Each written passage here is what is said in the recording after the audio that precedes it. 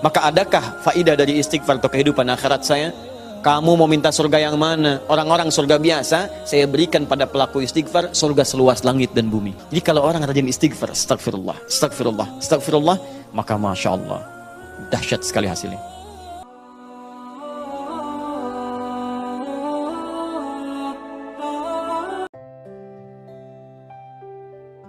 Istighfar kepada Allah Subhanahu wa taala, perhatikan kalimatnya, astaghfirullah, astaghfirullah, astaghfirullah. Ini yang paling pendek. Tertuang dalam kitab-kitab hadis, di antaranya Sahih Muslim nomor hadis 591. Hadis-hadis ada yang menyampaikan dengan singkat astaghfirullah, astaghfirullah, astaghfirullah. 3 kali kemudian disebutkan. Jadi ini yang paling singkat. Istighfar kalimatnya astaghfirullah. Astaghfirullah. Berapa kali? 3 kali. Perhatikan, ini riwayat pertama. Kalau Anda menggunakan yang ini, boleh. Tapi cara memahaminya, ini yang paling singkat, paling pendek. Jadi kalau sedang buru-buru misalnya, ya Anda ingin buru-buru setelah selesai itu, sambil jalan misalnya, ingin dipercepat bacaannya, silahkan pilih yang ini yang singkat. Astaghfirullah, astaghfirullah, astaghfirullah. Paham? Kalau agak senggang, silahkan tambahkan dengan lebih luas. Astaghfirullahaladzim, astaghfirullahaladzim, astaghfirullahaladzim.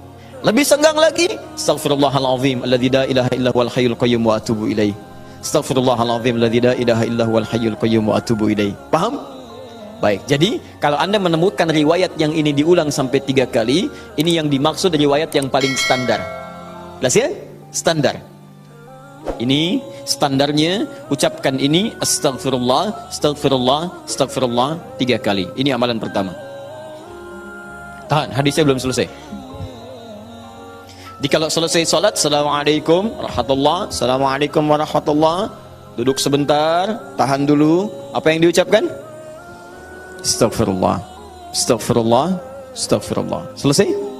Baik, tahan. Lihat baik-baik, perhatikan sini. Ini disebut amalan apa tadi? Zikir. Karena kita sedang membahas tentang zikir. Baik, sekarang yang kedua, masih ingat? Tadi kalau seorang sedang berzikir, maka konsekuensinya dia akan apa terhadap Allah? Ingat. Yang kedua, dekat. Pertanyaan saya, apakah setiap orang yang mengucapkan astagfirullah menjadi ingat kepada Allah? Itu masalahnya. Banyak orang pasca sholat mengatakan astagfirullah, tapi kalimat itu tidak mengingatkan dia dengan Allah. Itu masalah utamanya. Assalamualaikum warahmatullahi wabarakatuh. Assalamualaikum warahmatullahi wabarakatuh. Astagfirullah. Astagfirullah. Astagfirullah. Halo? Gimana? Anda salam langsung ngecek status. Lisan Anda astagfirullah, tapi tangan Anda megang handphone. Pikiran Anda melihat status. Sebagian orang bahkan merespon urusan dunia. Bagaimana istighfar bisa berkorelasi dengan itu semua? Itu masalah utamanya. Jadi semua kalimat ini ketika diucapkan bingkainya adalah zikir. Mampukah Anda mengucapkan istighfar ini yang langsung mengingatkan Anda dengan Allah Subhanahu wa taala? Ini poin besarnya. Nah, tahan. Saya berikan rahasia besar dulu di sini. Kenapa Anda mesti mengucapkan kalimat ini? Buka Al-Qur'an surah ke-71. Surah apa itu? Surah apa? Nuh. Bukan Al-Ma'arij. Al-Ma'arij 70. Ayat 10. Kalau mau dari ayat 9-nya sampai dengan 13. Kemudian saya kotaki ayat 10-nya. Nih, 10-nya saya kotaki di sini. Ini yang pentingnya. Awas. Nabi Nuh alaihissalam berdakwah kepada umatnya. Berapa tahun? 950 tahun. Masya Allah, 950 tahun berdakwah kepada umatnya. Bahkan dakwanya terang-terangan, juga sembunyi-sembunyi, pelan dan silent. Ya, ada yang silent, ada yang terang-terangan, kencang. Ayat 9-nya, "Tsumma 'alantu lahum wa asrartu lahum israra." Aku berdakwah kepada mereka kadang terang-terangan, dengan kencang, sampaikan dengan terang. Tapi kadang juga aku sampaikan dengan pelan, dengan silent. Ada orang-orang yang memang secara pelan aku sampaikan halus, sesuai dengan tipikalnya. Ada yang langsung aku sampaikan keterangannya dengan seterang-terangnya. Tapi tahukah Anda, selama 950 tahun berdakwah itu, yang terang-terangan, yang sembunyi-sembunyi, kalimat pertama apa yang dimintakan Nabi Nuh kepada mereka? Perhatikan ayat 10-nya. Faqultu astaghfiru rabbakum innahu kana ghaffara. Rahasia pertama. Perhatikan baik-baik. Kalimat pertama yang disampaikan Nabi Nuh alaihissalam kepada kaumnya, 950 tahun. Masya Allah. Lihat baik-baik. Baik terang-terangan, baik dengan sembunyi-sembunyi, pelan-pelan, ataupun jahar. Apa kalimat pertamanya? Faqultu astaghfiru rabbakum. Aku katakan pada mereka, istighfar kepada Rabbmu. Istighfar, istighfar. Ini. Nah, ketika Nabi Nuh mengatakan, istighfar pada Rabbmu, istighfar pada Rabbmu, apakah kalimat Qur'annya berhenti sampai sini? Tidak. Teruskan ayatnya. Innahu kana ghaffara. Rahasia istighfar yang pertama, satu, Allah akan turunkan minimal sifat ghaffar kepada hambanya. Nanti kita lihat. Apa itu ghaffar? Belum tentu. Belum tentu. Tidak seperti yang Anda bayangkan. Allah punya sifat ghafir, tapi kenapa yang muncul ghaffar di sini? Buka Quran misalnya surah Ghafir. Fusilat surah ke-40. Ayat yang ketiga. Ghafiridz dzambi wa qabilit taubi. Allah mengampuni dosa seorang hamba. Ketika mengampuni dosa, kalimatnya menggunakan ghafir.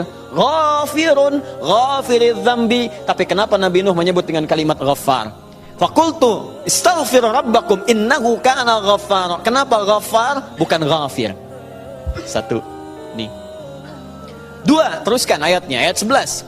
Yursilis samaa 'alaikum midrara. Dua, orang yang sering istighfar, maka Allah akan turunkan keberkahan lewat curah hujan yang lebat.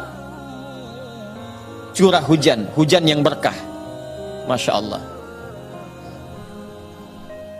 Ada hujan membawa berkah, ada hujan membawa? Bukan. Bukan, hujan tidak pernah menginginkan banjir. Hujan itu hanya membawa air. Baik, yang bikin banjir itu Anda yang tidak bisa mengatur airnya.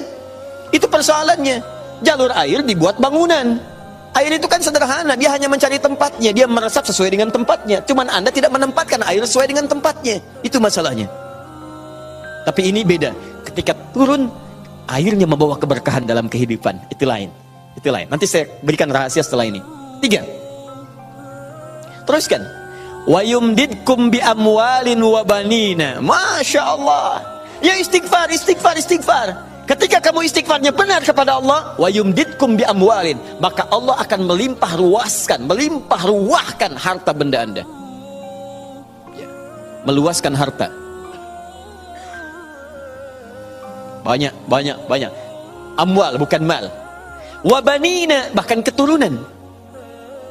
Teruskan. 1, 2, 3, 4 keturunan. Allahu Akbar. Lihat faedah istighfar. 5. Wa yaj'al lakum jannatin. Dan Allah akan limpahkan kepadamu kebun-kebun yang indah. Awas jangan dilihat kebunnya. Karena kalau Anda lihat orang-orang Arab pada saat itu, mereka emas sudah banyak. Bu, emas banyak walaupun masih banyak di Indonesia. Ada Mas Asep, Mas Johar, Mas Sodia. Ya, tapi wujudnya beda, ya, wujudnya beda. Di sana emas banyak, perak banyak, bangunan megah. Tapi yang mereka belum dapatkan itu adalah kenikmatan pemandangan yang elok.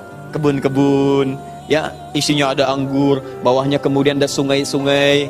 Karena itu orang yang paling kaya di masa-masa dulu di kalangan-kalangan Arab adalah orang yang memiliki kebun-kebun yang indah. Kalau cuma emas yang lain punya. Abu Jahal tuh nggak bangga dengan emasnya. Ya, Abu Lahab tidak bangga dengan emasnya. Apa yang mereka banggakan adalah kedudukan dalam kehidupan dan harta-harta yang seperti yang digambarkan. Tapi semua itu tidak mampu menjadikan mereka sebagai hamba di hadapan Allah Subhanahu wa taala. Poin yang paling besar, kalau disebutkan jannat dalam arti kebun-kebun dalam urusan dunia, itu maksudnya kenyamanan hidup. 5. Kenyamanan atau kemapanan hidup.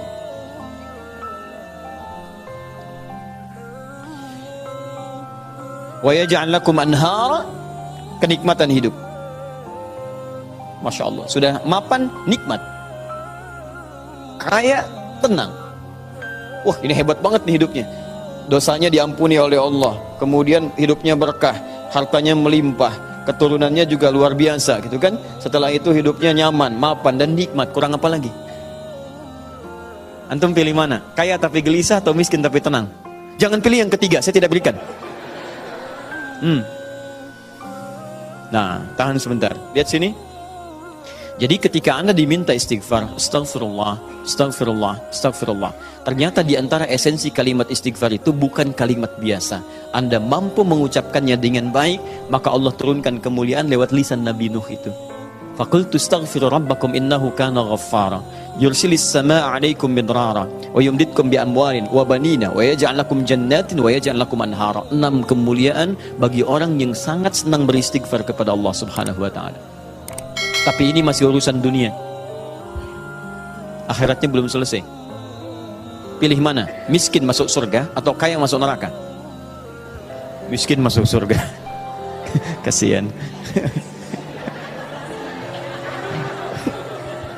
Kenapa tidak kaya masuk surga? Ya itu pilihan dari saya. Ya. Ini pilihan dari Al-Quran. Saya kan tidak mengatakan jangan pilih yang ketiga. Itu yang pertama tadi. Ya. Lihat sini. Ini jaminan kehidupan dunianya, mana akhiratnya. Ya Allah, kalau cuma dikasih dunia saya tidak mau. Jangan-jangan saya dunianya bahagia, akhiratnya nestapa. Maka adakah faidah dari istighfar atau kehidupan akhirat saya? Kamu mau minta surga yang mana? Orang-orang surga biasa, saya berikan pada pelaku istighfar surga seluas langit dan bumi. Quran surah ketiga ayat 133. Ayat 133, paling kanan sebelah atas. Lihat, di sini hidupnya lapang, di sini surganya seluas lapangan. Lapangannya apa? Bukan lapangan dunia. Perhatikan lapangan akhirat. Wasari'u ila maghfirah. Bergegaslah Anda untuk memohon ampunan Allah. Maghfirah, turunan kata dari istighfar, minta ampun. Bukankah istighfar minta ampun? Ayo cepat, bergegas, rajin, cepat. Orang yang rajin istighfar, cepat istighfar. Lihat, wa jannatin arduhas samawati wal ard. Maka kami akan sediakan harapan baginya, menyediakan tempat kembalinya surga seluas langit dan bumi. Dan digolongkan ahli istighfar sebagai orang-orang yang takwa. Uiddat lil muttaqin, kami siapkan untuk orang takwa. Siapa orang takwa dimaksud? Awal ayatnya wasari'u ila maghfirah. Surga seluas langit dan bumi. Masya Allah. Silakan kalau mau koprol, berhenti di mana tuh? Ya.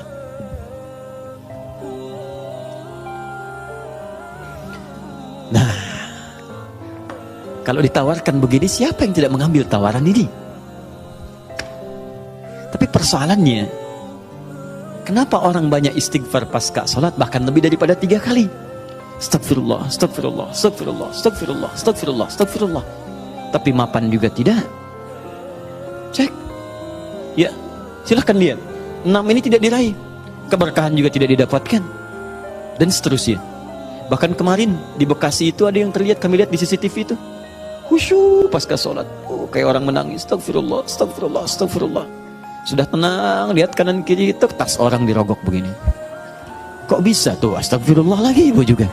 Ya? Apa yang salah? Ya, sekarang mari kita lihat bagaimana beristighfar seperti ini untuk mendapatkan kemuliaan-kemuliaan ini, dan bagaimana cara istighfar dengan berzikir pada Allah Subhanahu wa taala.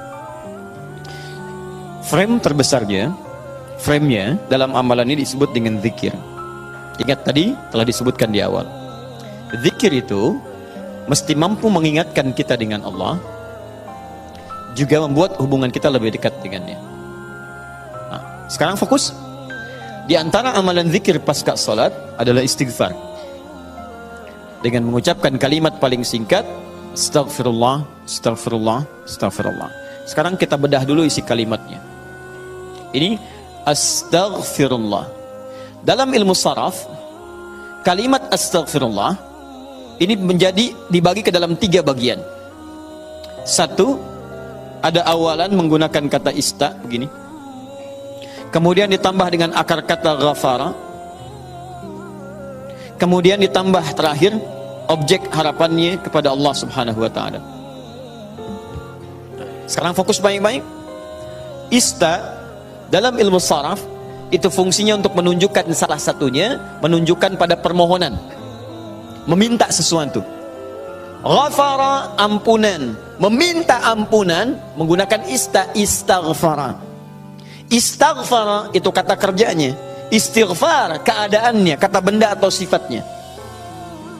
Jadi kalau ini menunjukkan permintaan atau permohonan, kemudian apa yang diminta? Ghafara, ampunan dari Allah Subhanahu wa taala. Tapi persoalannya dalam bahasa syariat tidak pernah ada kalimat ghafara, yaitu ampunan, kecuali disandingkan atau dilawankan kepada dosa. Ini poinnya. Jadi kalau Anda minta ampunan, Anda harus merasakan apa yang mau diampuni. Dia orang itu mustahil minta ampun kalau tidak ada yang mau diampuni. Paham? Ada seorang ngambil barang, tiba-tiba dipukulin orang lain, mengatakan ampun, ampun, ampun. Kenapa minta ampun? Untuk dihentikan pukulannya. Kenapa dipukul? Karena pernah berbuat salah. Bahasa singkatnya, jika Anda memohon ghufran kepada Allah, ampunan kepada Allah, itu artinya Anda telah berbuat kesalahan atau dosa dalam kehidupan. Jelas? Dosa dalam bahasa Arab disebut dengan dzambun namanya. Dzambun. Kalau dia banyak disebut dengan dzunubun. Dzunubun. Dzunub. Kalau dosanya satu saja, dzambun, maka Allah menurunkan sifat untuk mengampuni satu dosa ini. Anda sebut namanya, minta kepada Allah, maka berpeluang mendapatkan ampunan dari Allah. Apa namanya? Ghafir. Sifat Allah yang mengampuni satu dosa. Ghafir. Turun Quran surah Ghafir, ya, surah ke-40 itu. Ayat ketiganya, Ghafiriz dzambi. Kata ghafir dipasangkan dengan dzambun. Ghafiriz dzambi wa qabilit taubi. Ketika Anda ingin minta ampun kepada Allah satu dosa, berbuat dosa, astaghfirullah ya Allah, ampuni saya Allah. Allah turunkan sifatnya ghafir, saya ampuni kamu, saya terima taubatmu. Paham? Tapi ketika dosa Anda berlipat, banyak dosa, mata berdosa, telinga berdosa, lisan berdosa, sampai ke kaki berdosa, maka bukan dzambun namanya, tapi dzunubun. Sifat Allah yang mengampuni aneka dosa dan tidak membiarkan hambanya larut dalam dosa, maka turunlah kemudian yang kedua disebut dengan Ghaffar namanya. Ghaffarun. Maka istighfar ketika Anda mohonkan kepada Allah, dahsyatnya bukan menurunkan sifat yang pertama Ghafir, tapi menurunkan sifat yang kedua Ghaffarun. Pertanyaan saya, siapa yang dosanya cuma satu sampai hari ini? Boleh angkat tangan? Ayo, saya pulang. Anda lebih layak kalau cuma satu dosa, lebih layak memberikan tausiah dibanding Adi Hidayat yang banyak dosa. Siapa yang sampai hari ini banyak dosanya? Tidak perlu angkat tangan, saya tahu. Baik. Nah, karena kita merasa banyak dosa, kita merasa banyak berbuat kesalahan, maka bagaimana mungkin kesalahan itu bisa mengantarkan pada cita-cita yang kita harapkan? Baik, saya tanya kepada Anda semua. Misal, mohon maaf teman-teman sekalian, berkah itu terkait erat dengan kemuliaan, mulia, taat. Tidak akan bersanding dengan maksiat. Karena maksiat itu diantara cara memutus pintu rizki dalam hal yang berkah itu maksiat. Jadi kalau seseorang itu berbuat maksiat, keberkahan pada rizki tidak akan datang. Nah, sekarang coba cek. Mungkin rizki itu belum datang ke tempat Anda, ke rumah Anda, di kehidupan keluarga Anda. Bukan Anda kurang usaha, tapi Anda kurang mampu membebaskan diri dari maksiat dalam kehidupan. Ini poinnya. Maka dari itu ketika Anda istighfar astagfirullah, jangan cuma kosong di lisan. Kalau cuma seperti itu, balita yang umur usia 5 tahun misalnya, 5 tahun, balita 5 tahun ajarin istighfar juga. Padahal dia belum mendapatkan hisab. Anak usia 5 tahun belum balik, ajarin istighfar. Pas ada sholat, astagfirullah. Apa yang mau diampuni? Dosanya nggak dicatat. Ya, orang yang kurang akalnya misalnya, terganggu akalnya, itu bisa istighfar juga sambil ketawain Anda malah. Astagfirullah. Loh. Tapi apa beda istighfar dia dengan Anda? Karena ketika dia istighfar nggak berpengaruh pada dirinya, karena diangkat penanya. Rufi'al qalam an thalathatin. Rufi'al qalam an thalathatin. Di antaranya anil majnuni hatta yufiqa. Dari orang terganggu syaraf sampai sadar lagi. Nah, kita yang sadar ini saat ini, maka ketika Anda mengucapkan kalimat astagfirullah, kata para ulama, sambil diingat, itu Anda berbuat dosa apa sampai mengucapkan ini? Sampai minta ampun kepada Allah. Dosa apa yang diperbuat? Maka kalau ingin latihan, coba urutkan dosa dari ujung kepala sampai ujung kaki. Salat yang pertama subuh misalnya, ya jangan terlalu banyak dulu. Untuk dosa mata misalnya, astagfirullah, ingat-ingat mata salah apa. Jangan-jangan setiap pandangan yang Anda lakukan itu belum melahirkan keberkahan. Alhamdulillah. Bisa nggak pandangannya berkah? Ada ayat di Quran. Ada orang-orang yang dimuliakan oleh Allah sampai disebut kuat iman. Orang yang kuat iman, yang pandangannya itu berkah. Setiap memandang berkah, berkah, berkah. Bahkan saking berkahnya nyaman dia dalam kehidupannya. Ya, itu ada di Quran surah ke-24, punya cahaya dia. Ayat 30 sampai 31. 30 untuk laki-laki, 31 untuk perempuan. Wa qul lil mu'minina yaghuddu min absarihim. Katakan pada perempuan laki-laki beriman, setiap lelaki beriman, perhatikan, palingkan pandangannya dari yang tidak baik. Jadi kalau orang zikirnya benar, itu dia akan berpaling dari yang tidak baik. Otomatis Pak, Bu, otomatis. Bahkan yang mirip-mirip pun dengan apa yang ia punya, belum tentu kemudian ia pandang dengan berlama-lama. Jadi teman-teman sekalian, itu pandangan. Coba berapa kali dalam sehari memandang yang tidak benar? TV, handphone, gambar-gambar, itu kan? Dan seterusnya, baru keluar, memandang dengan cara yang tidak layak. Sama perempuan juga begitu, bukan kayak 31 untuk perempuan. Wa qul lil mu'minati yaghdudna min absarihinna. Katakan pada perempuan-perempuan yang beriman, awas hati-hati, perempuan-perempuan yang beriman. Artinya kalau pandangan nggak dijaga, menunjukkan imannya lemah. Ya, berapa kali ibu banyak memandang hal-hal yang tidak benar? Ya, berapa kali pandangannya melahirkan nafsu? Pandangan di mall dibawa sampai ke rumah. Nah, jadi ketika Anda istighfar, sambil diingat dosanya. Astagfirullah, astagfirullah, mata. Terus masuk ke lisan, astagfirullah ya Allah. Mungkin dengan lisan ini, maaf orang tua saya pernah menangis. Dengan lisan ini pasangan saya pernah bersedih. Dengan lisan ini tetangga saya pernah kabur dari saya. Dengan lisan ini anak saya pernah menjerit. Dengan lisan ini ya Allah barangkali itu yang menghambat keberkahan dalam kehidupan saya. Astagfirullah, astagfirullah, astagfirullah. Setelah itu dosa Anda, setelah tuntas sampai dengan ujung kaki, dosa Anda pada orang tua. Suami kepada istri, istri kepada suami. Bagaimana kadang-kadang tidak baik dalam kehidupan rumah tangga, kepada anak-anak, kepada tetangga. Barangkali, mohon maaf, hal-hal itu yang menghambat pintu kemuliaan dalam bahkan urusan dunia ini yang belum turun. Nah, kalau sudah semua sekat dibuka, semua akan turun. Masih ingat tadi? Lihat di Quran surah 3 ayat 133. Teman-teman masih ingat tidak? Surga yang ahli istighfar ini disediakan untuk orang apa? Takwa kan? Jadi kalimat takwa ketika disebutkan di ayat ini, uiddat lil muttaqin, disediakan bagi orang takwa. Bukankah dimulai awal dengan istighfar? Sekarang saya tunjukkan kepada Anda. Kita buat persamaan. Lihat sini, kita buat persamaan. Istighfar adalah sama dengan amalan ahli takwa. Takwa bisa mengantarkan ke surga. Tapi Anda jangan lupakan bahwa takwa pun membuka semua pintu keberkahan urusan dunia dari langit dan bumi. Takwa persamaannya berkah langit dan bumi. Dari mana mendapatkan persamaan ini? Di Quran surah ke-7, teman-teman sekalian, ayat 96. Walau anna ahlal qura amanu wattaqau la fatahna 'alaihim barakatin minas sama'i wal ardh. Kalaulah kemudian ada orang-orang beriman, ahli takwa, bertakwa kepada Allah, bahkan satu komplek bertakwa, satu kampung bertakwa, kami buka semua pintu keberkahan di langit dan di bumi. Semua pintu keberkahan. Jadi kalau Allah sudah buka dari manapun dan dimanapun Anda beraktivitas, akan mudah dan nyaman Anda beraktivitas. Di rumah pintu berkah dibuka, nyaman. Di kantor dibuka, nyaman. Di kehidupan sosial dibuka, nyaman. Jadi kalau orang rajin istighfar, astagfirullah, astagfirullah, astagfirullah, maka Masya Allah, dahsyat sekali hasilnya.